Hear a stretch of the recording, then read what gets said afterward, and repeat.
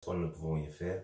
Nous faisons appel à ta puissance, nous faisons appel à ton onction, nous faisons appel à ton amour, afin que tu viennes nous équiper et nous envoyer pour la gloire de ton nom, dans le nom de Jésus. Amen. Soyez bénis. Partageons sans plus tarder la parole de Dieu et regardez avec moi l'évangile de Marc au chapitre, je dirais, 16 et à partir du verset 15. L'évangile de Marc au chapitre 16 et au verset 15. La Bible nous dit, puis Jésus leur dit, allez par tout le monde et prêchez la bonne nouvelle à toute la création. À celui qui croira et qui sera baptisé sera sauvé, mais celui qui ne croira pas sera condamné. Voici les miracles qui accompagneront ceux qui auront cru. En mon nom, ils chasseront les démons, ils parleront de nouvelles langues, ils saisiront des serpents. S'ils boivent quelque breuvage mortel, ils ne leur feront point de mal. Ils imposeront les mains aux malades et les malades seront guéris. Le Seigneur, après leur avoir parlé, fut élevé au ciel et il s'assit à la droite de Dieu. Et ils s'en allèrent prêcher partout. Le Seigneur travaillait avec eux et confirmait la parole par les miracles qui l'accompagnaient. Amen. Que l'Esprit de Dieu soit honoré et prenne le plein contrôle de ce moment. En fait, mon point est ceci. Nous, aujourd'hui, nous sommes tous interpellés sur l'évangélisation et nous en prenons de plus en plus conscience. Mais aujourd'hui, l'évangélisation n'est pas un mot. L'évangélisation, comme l'a dit l'apôtre Paul dans 1 Corinthiens chapitre 2, verset 5, il dit, quand je suis venu chez vous, ce n'est pas par des discours persuasifs de la sagesse. Vous voyez, les discours persuasifs de la sagesse, l'intelligence, l'éloquence et tout, mais par une démonstration d'esprit et de puissance. Et voilà, quand nous lisons à la lumière de cette parole, nous voyons que nous sommes nous aussi appelés à faire les miracles que Jésus a fait, et il dit encore, à faire de plus grandes choses que moi, dit Jésus. Donc, quand je te libère ce message, c'est simplement pour t'encourager à savoir que ce n'est pas toi qui fais. Jean chapitre 15 dit que c'est l'Esprit, c'est le Saint-Esprit qui convainc, non seulement de péché, de justice, mais aussi de jugement. Donc, il est sans contredit qu'aujourd'hui, tu dois prendre conscience de ton mandat, de ton pouvoir, de ton autorité en Christ. Je dis de ton mandat, de ton pouvoir et de ton autorité en Christ. Écoute, il leur dit allez. Dieu nous dit d'aller. Nous sommes interpellés à aller. Nous parlons partout que le temps est venu où nous devons aller. Ces vidéos ont pour but aussi de susciter des frères et des sœurs, des chrétiens qui sont déjà eux sauvés, mais qui doivent partir. Donc ce message et ces vidéos n'ont pas seulement pour but d'amener des âmes à Christ, mais aussi de réveiller le corps de Christ. Je continue. Regardez que là, il nous parle et la Bible insiste, nous devons aller. Et il dit, voici les miracles qui accompagneront. Quand tu as une compagnie, quand ton vêtement te revêt, eh bien c'est au même titre. Il dit, voici les miracles qui t'accompagneront. Voici l'onction, le manteau que tu dois revêtir. Pour manifester quoi? Il dit, les signes, les prodiges et les miracles. Tu dois aller. Je vais vous raconter. Une fois, je suis en face d'un homme malade. Et cet homme malade avait fait un saut en parachute. Et voilà, sa colonne vertébrale était cassée et il était très souffrant. Le voyant souffrir, l'Esprit de Dieu me dit, approche et prie pour lui. Je lui demande s'il veut que je prie pour lui. Et à côté de lui, il y avait un homme qui se moque, qui dit, mais qu'est-ce que vous racontez des bêtises à ce monsieur et tout ça. Je ne fais pas cas de cette première personne qui voulait me distraire, mais je reste focalisé sur cette première personne, cette deuxième. Et je lui dis, voulez-vous être guéri? Il me dit, mais moi je ne crois pas en Dieu. Parce que je lui dis, voulez-vous être guéri? Voulez-vous que je prie pour vous? Il me dit, je ne crois pas en Dieu. Mais je souffre tellement que oui, je veux croire en ce jour parce que je souffre de trop. Donc, quel que soit le moyen, quel que soit le lieu, quelle que soit la manière, Dieu passe par nous pour sauver des vies. Il peut susciter des situations dans la vie des uns et des autres simplement pour que tu ailles et porter des solutions. Cette solution que tu portes, c'est elle qui ouvre la porte des cieux, qui interpelle et qui donne à chacun de prendre conscience que Christ est réellement vivant. Alors, ce jour-là, j'étends mes mains et je dis, Père, au nom de Jésus. Et je m'apprête à continuer ma phrase de manière, ou ma prière de manière éloquente ou intelligible. Et voilà que le monsieur se lève aussitôt. Et il crie, oh, je suis plus malade, je suis plus malade. Et il regarde. Ça ne s'est pas passé une fois, ça s'est passé une autre fois. Nous étions en cours, j'étais encore étudiant. Et voilà qu'un homme qui savait, un jeune homme, un collègue qui savait, un camarade de classe qui savait que j'étais chrétien, il dit tout fort, j'ai mal, Jésus guéris-moi. Et il me regarde, mais il souffrait en effet parce qu'il sortait du sport, il avait eu mal à la cheville. Et là, je lui dis, ne dis pas Dieu guéris-moi. Je lui dis, Père, au nom de Jésus, guéris-moi. Et je lui réponds du bout de la salle, devant tous les élèves, je lui réponds, il crie comme ça, et moi je lui dis non, prie autrement. Il dit, Père, au nom de Jésus, guéris-moi. Et voilà qu'aussitôt cet homme a été guéri. Le message, c'est que tu es doté d'une capacité. Le Saint-Esprit en toi, c'est pas toi. Il n'en va pas de tes capacités, il n'en va pas de tes forces. Et cet homme se relève et il est guéri. Un jour, je me retrouve en Afrique. Il y a une dame qui était dont la vie n'était pas en elle, elle était allongée, tout le monde criait et on priait tous. Et un frère, un évangéliste, qui dit, toi le français, qu'est-ce que tu peux faire? Et là, j'approche, je dis, Seigneur, ce sont des hommes de Dieu, des serviteurs, des pasteurs même. Qui suis-je? Mais au fait, je réalisais, je prenais conscience que ce n'était pas moi dont il s'agissait. Ce n'était pas moi dont ils avaient besoin. Mais ils avaient besoin de la vie qui est dans l'esprit, la vie qui est dans le Saint-Esprit qui donne la vie. Et là, je m'approche. Et la vision que j'ai sur l'instant, c'est une main qui, avec de l'eau qui coule sur cet homme. Et là, je dis, donnez-moi de l'eau. Et je mets l'eau dans ma main et je dis, recevez la vie au nom de Jésus. Et la dame qui était morte, qui ne se réveillait pas parce que tout le monde criait, elle est partie, elle est partie. Et quand je fais couler l'eau et je dis, recevez la vie au nom de Jésus, aussitôt cette femme se lève. Ne me dites pas que c'est la magie, c'est pas de la sorcellerie, je n'ai pas touché à ces choses. Et vous voyez qu'au fait, quand l'Esprit de Dieu te dit d'aller, il te donne non seulement la mission, la vision, mais il te donne la provision, la capacité, le mandat, le pouvoir, l'autorité. Là, tu dois en être conscient pleinement. Pourquoi? Parce qu'il dit, voici les miracles qui accompagneront ceux qui ont cru. Parlons de la foi un peu. Aujourd'hui, quand vous regardez ce qu'a dit Jésus, Jésus a dit, si quand vous dites à la montagne, montagne, transporte-toi d'ici à là, si quand vous le dites, vous le croyez, vous le verrez s'accomplir.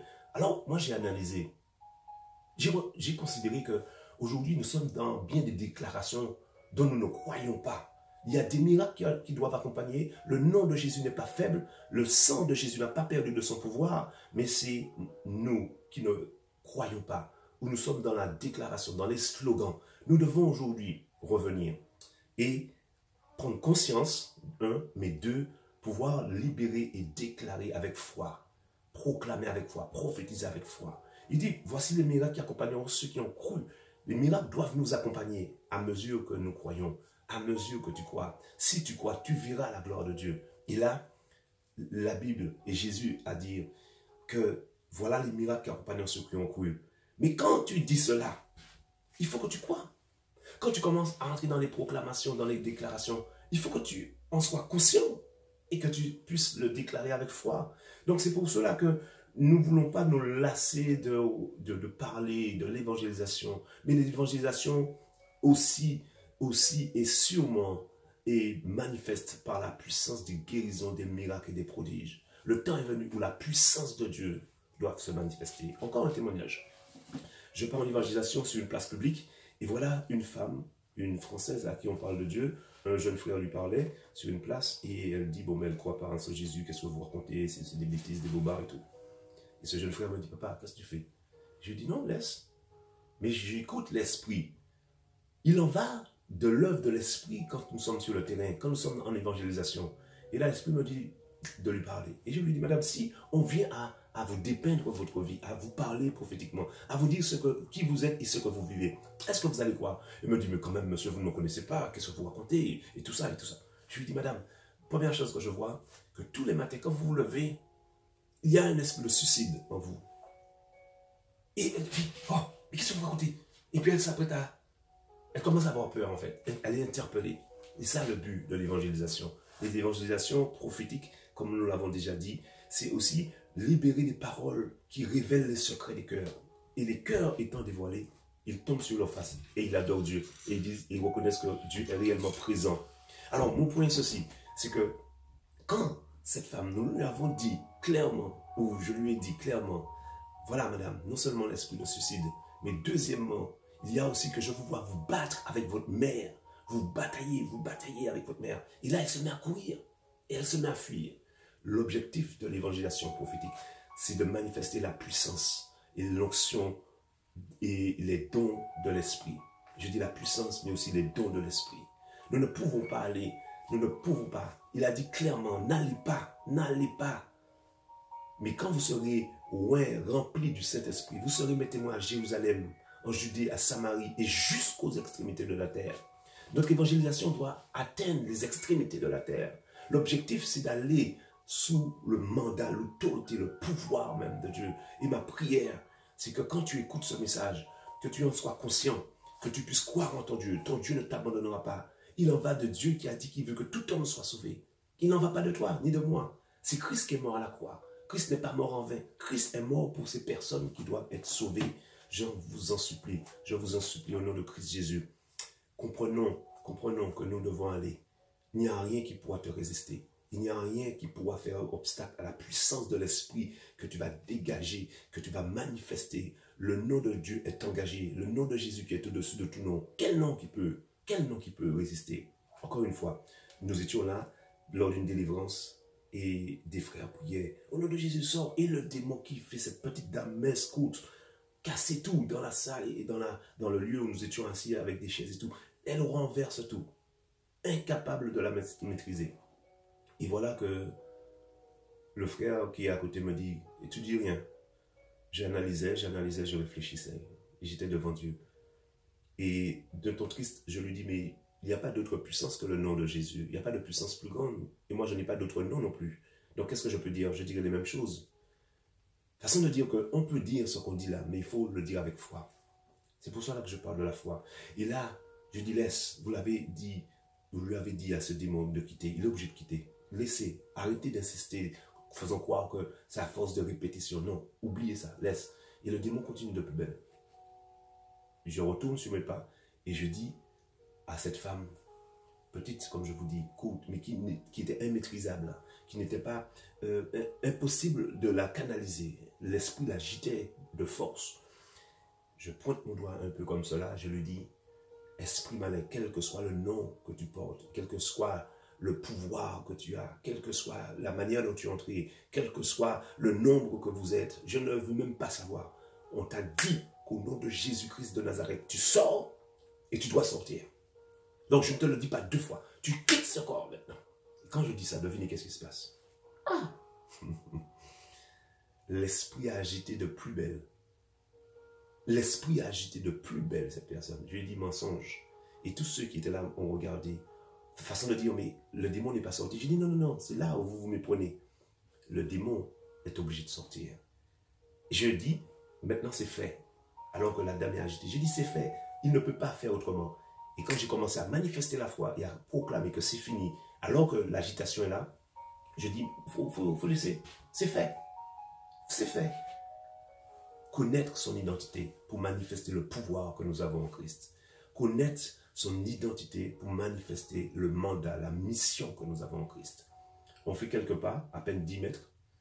La dame qui revient dans son bon sens, qui commence à arranger les chaises qu'elle avait renversées, à ramasser les sacs qui étaient tombés, et confuse, honteuse même. Vous voyez, le pouvoir, pourquoi et comment? Expliquez-moi. Pierre, Paul, avec un mouchoir, ils prenaient le mouchoir. Est-ce le mouchoir? Je n'ai pas de mouchoir. Ils prenaient le mouchoir, et puis commençaient à passer partout. Et le mouchoir de Paul, guérissait les malades.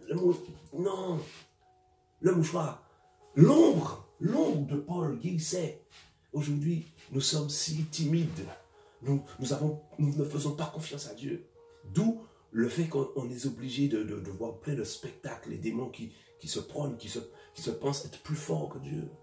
Un jour, j'arrive dans une église et il y avait en effet une manifestation de délivrance. Et puis, encore une femme qui agite et qui secoue tout le monde crie, parle en langue. Et puis, je passe là, je dis, moi, je ne vais même pas prier pour ça. Ta foi est audacieuse. Je répète, ta foi te rend audacieux. Je dis, je vais simplement passer à côté d'elle. Mais elle envoyait des coups de partout, des coups de partout, des coups de partout. Donc, je ne vais plus me faire mal. Mais j'ai dit, je vais seulement me frotter comme ça. Je vais passer à côté. Il faut que je la touche. Ou encore, il faut qu'elle me touche. Et dans toute son agitation, elle a envoyé une main comme ça et sa main a touché ma tête. Et aussitôt qu'elle m'a touché, j'ai dit, mais c'est bon, elle m'a touché. Et voilà que aussitôt, elle redevient calme et elle s'assoit dans son bon sens. Elle prend son sac et elle s'apprête à partir.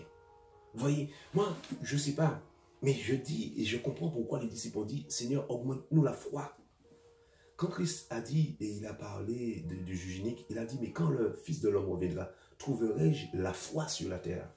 C'est ce qui nous fait défaut, la foi et l'amour. Parce qu'il dit, parce que l'iniquité se sera accrue, la charité du plus grand nombre se refroidira dans les derniers temps. Mais il y a aussi que la foi également. Trouverai-je de la foi sur cette terre? Vous connaissez bien l'histoire. Pierre a marché sur l'eau. Il croyait. À mesure où il a commencé à douter par rapport aux circonstances qu'il regardait, il ne pouvait plus marcher. Il y a bien des situations que nous allons confronter, que nous allons affronter, qui vont se dresser devant nous comme des Goliaths.